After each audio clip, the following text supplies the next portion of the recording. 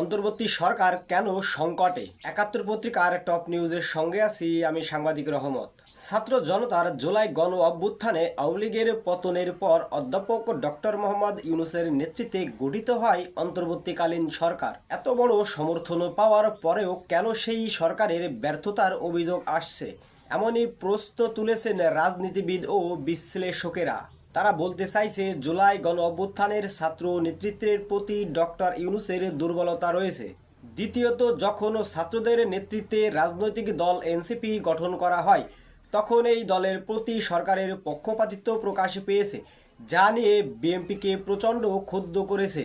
সর্বশেষ আওয়ামী লীগ নিষিদ্ধের দাবিতে প্রধান উপদেষ্টার বাসভবনের সামনেও অবস্থান কর্মসূচি পালন করেছে নবগঠিত এনসিপি। আর সেই পরিস্থিতিতে সরকারও দলটির কার্যক্রম নিষিদ্ধ করেছে।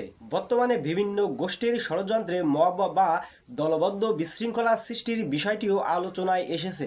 বিশ্লেষকেরা বলেছেন, কোনো কোনো ক্ষেত্রে মব সৃষ্টি করে রাজনৈতিক ফায়দা সহ বিভিন্ন ইস্যুতে দাবি তুলে তা আদায় করা হচ্ছে, যা সরকারের দুর্বলতা প্রকাশ পেয়েছে।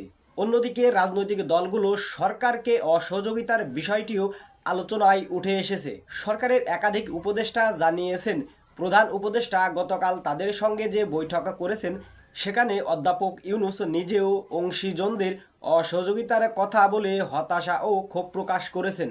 বিশ্লেষকেরা রাজনীতিতে বিভক্ত, যা নিয়ে রাজনৈতিক দলগুলো এবং সরকারের অংশীজনদের বিভিন্ন পক্ষের স্বার্থ নিয়ে বিরোধ এখন দৃশ্যমান হচ্ছে, যে কারণে অসহযোগিতার বিষয় প্রকট হয়েছে এবং সংকট তৈরি হয়েছে।